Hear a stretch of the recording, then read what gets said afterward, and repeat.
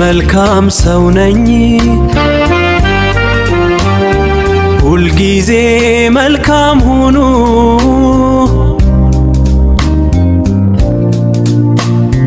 መልካም ስትሆኑ ልጄ ሆይ ሰው ሁን የሚለውን ቃል ፈጸማችሁ ማለት ነው። Today here at Arlington, a very special place that how burial grounds, battlefields across the country and around the world we unite in solemn observance with reverent hearts. We honor those who fell so that our republic might stand, those who died so that our nation could live, those who gave up their sacred light on earth so that the sublime light of American freedom would shine forever and ever. This Memorial Day, we salute them, we exalt them, and we thank them for all that we have and for all that they gave. They gave everything. Happy Memorial Day. ሰላም እንደምናላችሁ ውድ ቻናሌ ቤተሰቦች ዛሬ በአሜሪካ ትልቅ ግምት የሚሰጠውንና ሁላችንም የምናውቀውን ሜሞሪያል ዴይ ወይም የመታሰቢያ ቀን ይዤ ቀርቤያለሁ። ብዙዎቻችን ይህን ቀን የረጅም ቅዳሜና እሁድ ረፍት ወይም ሎንግ ዊኬንድ ወይም የገበያ ቅናሽ ሴል የምናገኝበት እንደዚሁም የባርቢኪው ጊዜ አድርገን ልናስበው እንችላለን። ነገር ግን ቀኑ ከዚያ ባለፈ ትልቅ ታሪክና ትርጉም አለው። ለመሆኑ ሜሞሪያል ዴይ ምንድነው? ለምንስ ይከበራል? ዛሬ በአጭሩና በግልጽ አነጋገር ይዤላችሁ ቀርቤያለሁ። አብራችሁን ቆዩ። In addition to the Army's founding year, 1775, the flag includes the Army's motto, "This will defend." Today, this U.S. Army flag is brought to us by Veterans United Home Loans. The United States Army just celebrated its 250th birthday, commemorating its proud history of loyalty, duty, respect, courage, and honor. ሜሞሪያል ዴይ ወይም የመታሰቢያ ቀን ምንድነው? ሜሞሪያል ዴይ ማለት በአሜሪካ የጦር ኃይሎች ውስጥ እያገለገሉ ያለ ለሀገራቸው ሲሉ ህይወታቸውን ለሰጡ ወይም ለሞቱ ወታደሮች ክብርና መታሰቢያ የሚሰጥበት ብሔራዊ በዓል ነው። የሚከበርበት ቀንም በየዓመቱ በግንቦት ወይም በሜይ ወር የመጨረሻው ሰኞ ዕለት ነው። ለምንስ ይከበራል ወይም ታሪካዊ አመጣጡስ ምንድነው? እንግዲህ የተጀመረበት ምክንያት በ1860ዎቹ በነበረው የአሜሪካ የእርስ በርስ ጦርነት ወይም ሲቪል ዋር እጅግ በጣም ብዙ ወታደሮች ህይወታቸውን አጥተዋል።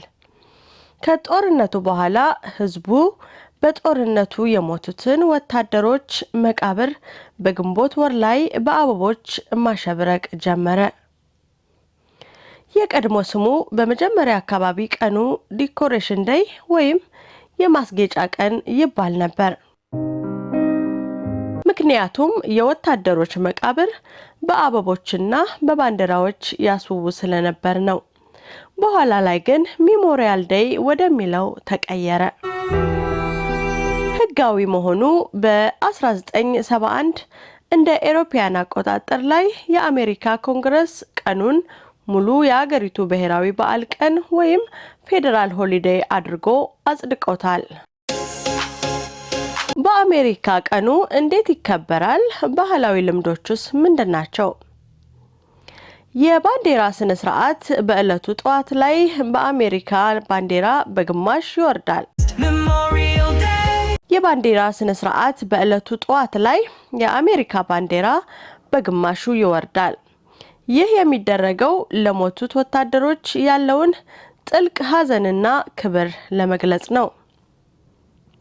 ከሰዓት በኋላ 6 ሰዓት ወይም በሀገሪቱ ሰዓት አቆጣጠር 12 PM ላይ ግን ባንዲራው ወደ ላይ ሙሉ በሙሉ ከፍ ይላል።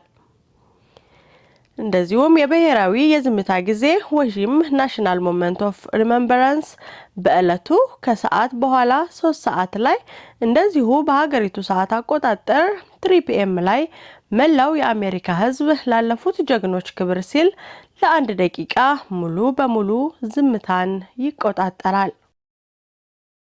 መቃብሮችን መጎብኘት ቤተሰቦችና ወዳጆች ወታደራዊ መቃብሮችን ወይም ለምሳሌ አርሊንግተን ናሽናል ሴሜተሪ በመሄድ ለአበቦችንና ትናንሽ የአሜሪካ ባንዲራዎችን ያስቀምጣሉ።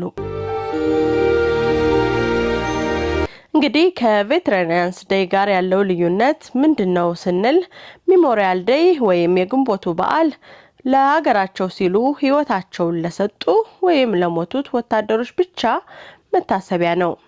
ቬተራንስ ዴይ ወይም የኖቬምበሩ በዓል ደግሞ በህይወት ያሉትንም ሆነ የሞቱትን በውትድርና ውስጥ ያገለገሉትን ሁሉንም ወታደሮች ለማመስገን የሚከበር ቀን ነው።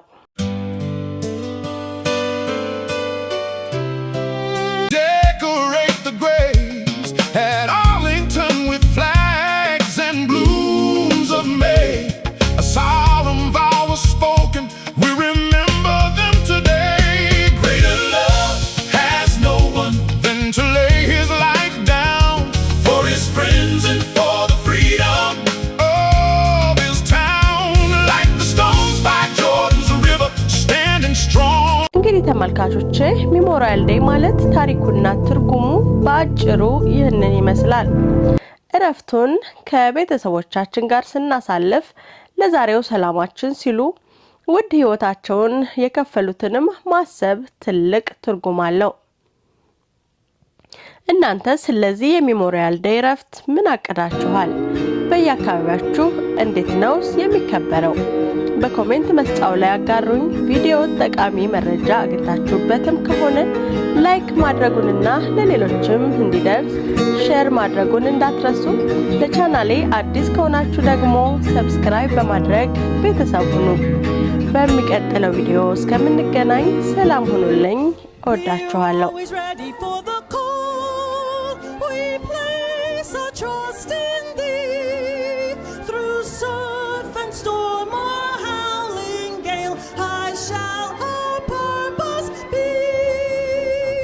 Semper Paratus is our guide, our fame, our glory to fight, to save or fight and die. I cause God we are for you.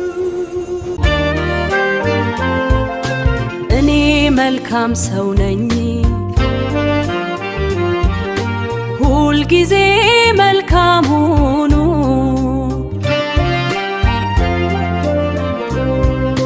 መልካም ስትሆኑ ልጄ ሆይ ሰው ሁን የሚለውን ቃል ፈጸማችሁ ማለት ነው።